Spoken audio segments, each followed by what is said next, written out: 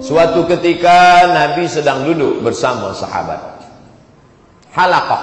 Halaqah artinya bulat, melengkung, melingkar. Nabi di tengah, sahabat berkeliling. Halaqah. Tak lama sedang halaqah, datang seorang lelaki. Air wuduknya basah di wajah sampai ke ujung janggutnya. Dia tenteng selipar. Dia pun masuk. Kata Nabi, tuan-tuan, sahabat-sahabat, bila engkau ingin menengok penghuni surga, itulah dia orang. Yang masuk itu ya Rasulullah. Ya, itulah dia penghuni surga. Maka sahabat merasa heran, apa kelebihan dia? Dia bukan Abu Hurairah yang penghafaz hadis. Dia bukan Abdullah ibnu Abbas yang pernah didoakan Allahumma faqihu fid din wa 'allimhu ta'wil. Dia bukan pula Sayyidatuna Aisyah istri Nabi. Dia manusia yang tak dikenal, nama dia pun tak siapa. Tapi bila engkau ingin tahu penghuni surga, itu dia orang. Sahabat datang ke rumah dia. Bertamu boleh 3 hari 3 malam. Lebih daripada itu sedekah. 3 hari 3 malam hak kita kepada sahibul bait. Dia tengok makannya biasa saja. Dia tengok tidurnya tak ada berlebih kurang seperti manusia kebanyakan. Ini orang kenapa Nabi kata penghuni surga? Sembahyang dia biasa saja, ibadah dia biasa. Pada hari ketiga ia pun disoal. Tuan, sahabat berkata, manakala kami duduk bersama Rasulullah sallallahu alaihi wasallam, Nabi menunjuk engkaulah penghuni surga. Tapi aku sudah 3 hari 3 malam di rumahmu, aku tengok engkau pandang biasa saja. Apa sebenarnya amal engkau yang boleh menyampaikan ke dalam surga Allah? Apa jawab dia? Amalku tak lebih tak kurang sama seperti kalian. Hanya saja sebelum tidur malam, aku sudah membersihkan hatiku. Tak ada dendam kesumat sakit hati. Tak ada sumpah serapah caci maki. Aku sudah maafkan semua orang yang menganiayaku. Dari terbit matahari tadi sampailah tenggelam matahari, maka hilanglah semua, tak pernah berkesan dalam hatiku. Apa maknanya? Surga tak selamanya direbut dengan al-hajjul mabrur laisa lahu jazaa illal jannah. Surga tak hanya direbut dengan membina masjid, man bana masjidan banallahu mithlahu baitan fil jannah. Siapa yang haji mabrur balasannya surga. Siapa yang mampu membina masjid maka dibangunkan istana dalam surga. Tapi ada satu lagi.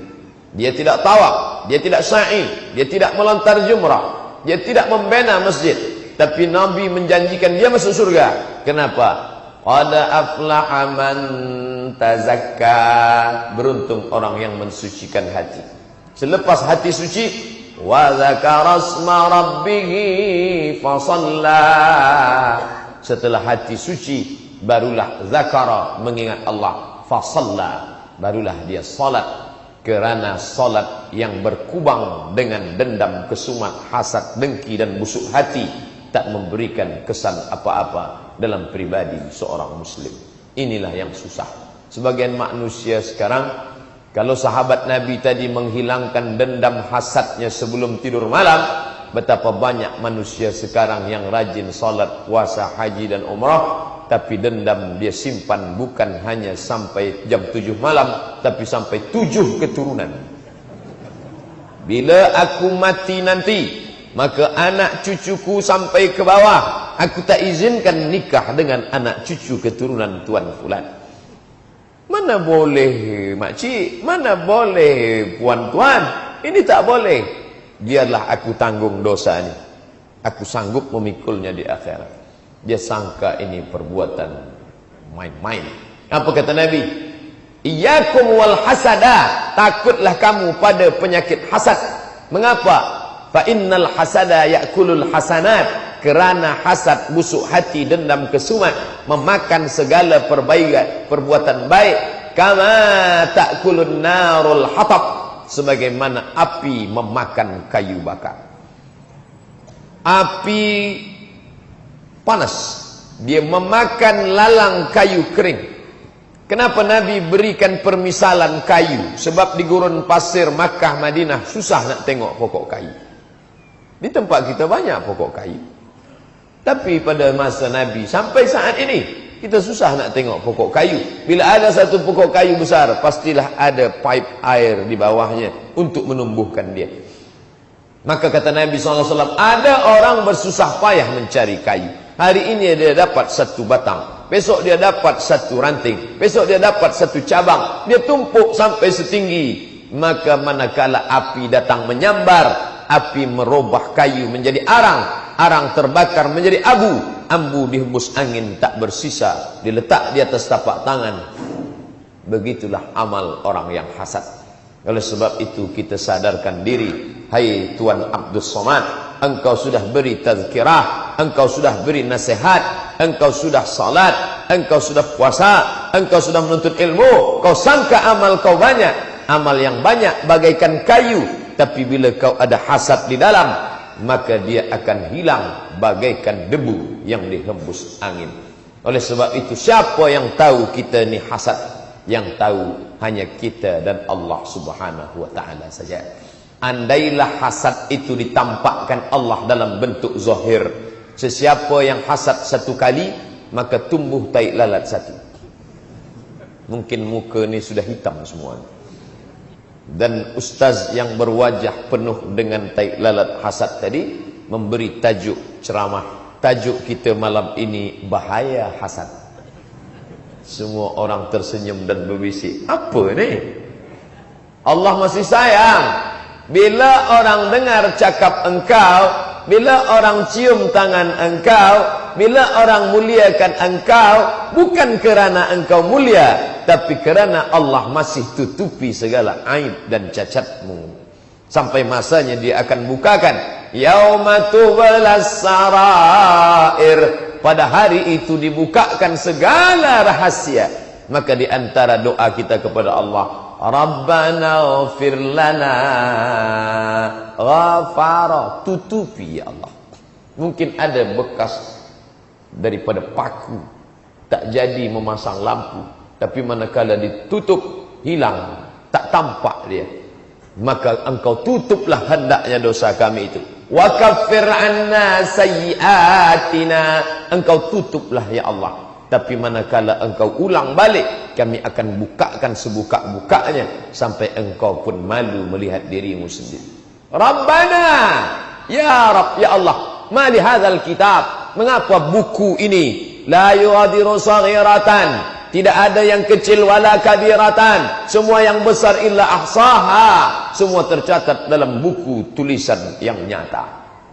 Semuanya, sekecil-kecilnya, sebesar tapak kaki semut yang hitam, di atas batu yang hitam, di tengah malam yang kelam, akan Allah tampakkan. Faman ya'mal mithqala dzarratin khairan yarah.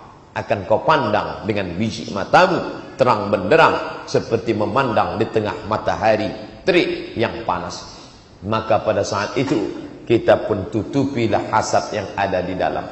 Saya ni Pak Ustaz Tuan Haji Abdus Somad, bagaimana menghilangkan hasad di dalam ini? Penyakit itu berbahaya, tapi ada yang lebih berbahaya. Diabetes berbahaya, tapi ada yang lebih berbahaya daripada penyakit. Apa dia? Orang yang tak sadar bahawa dia sakit. Bahayakah penyakit? Ya, semua takut.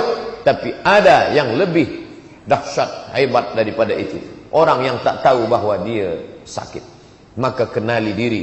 Bagaimana kita tahu bahawa aku ni hasad? Mengenali diri kena hasad ada dua. Yang pertama, karahatun ni'mah alal mun'ami alaih. Tak senang menengok orang lain dapat nikmat. Orang lain yang dapat nikmat, kita demam 2-3 hari. Karahatun ni'mah alal mun'ami alaih. Engkau rasa tak senang memandang orang dapat nikmat, engkau sudah kena hasad. Tapi baru 50%. Bagaimana dia boleh menjadi komplit? Wa hubbu zawaliha. Engkau ingin supaya nikmat orang itu musnah daripada dirinya. Dari hasad inilah muncul hasud. Dari hasad inilah muncul ain. Dari hasad inilah muncul sihir. Dari hasad inilah muncul black magic. Dari hasad inilah datang bomoh. Dari hasad inilah semuanya. Maka kita diajarkan, wa min syarri hasidin idza hasad. Orang yang terkena penyakit itu disebut hasidin. Nama orang yang terkena itu hasad. Mohon maaf bila ada tuan bernama Tuan Hasidin. Tak ada niat nak menyindir, hanya membacakan ayat dalam Quran saja. Wa min syarri hasidin idza hasad. Mengapa mereka tak mau percaya kepada baginda Muhammad sallallahu alaihi wasallam? Kerana hasad. Kami tahu dia nabi. Sebelum dia datang kami sudah bertawassul kepada Allah. Manakala Yahudi berperang dengan Bani Ghatafan, maka apa kata mereka? Allahumma inna natawassalu ilaika bijabi nabiyikal mursal. Kami bertawassul kepada engkau dengan barakat nabi yang akan datang di akhir zaman. Menangkanlah kami nanti. Yahudi bertawassul kepada Allah.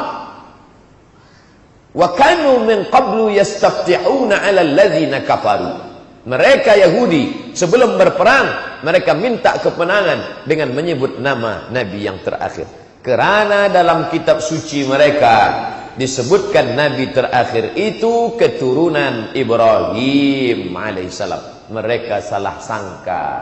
Dia sangka dari Ibrahim beranakkan Ishak, beranakkan Yakub, beranakkan Yusuf, beranakkan Yahuza. Yusuf ada saudara kandung Yahuza, keturunan Yahuza, Yahudi, Zeus. Dia sangka daripada ini, maka dia salah menduga. Rupa-rupanya dia memang keturunan Ibrahim, tapi daripada Ismail dan bukan dari Ishak. Maka apa kata dia? Ini bukan yang kami inginkan. Kami tak ingin yang ini. Kami ingin nabi yang Yahudi. Maka dia tak percaya kepada Sayyidina wa Maulana Muhammad sallallahu alaihi wasallam. سبيل الدموع سبيل مريح تنهدى يا صاحي كي تستريح وبث الدعاء الخفي الصريح يسعك الفضاء الرحيب الفسيح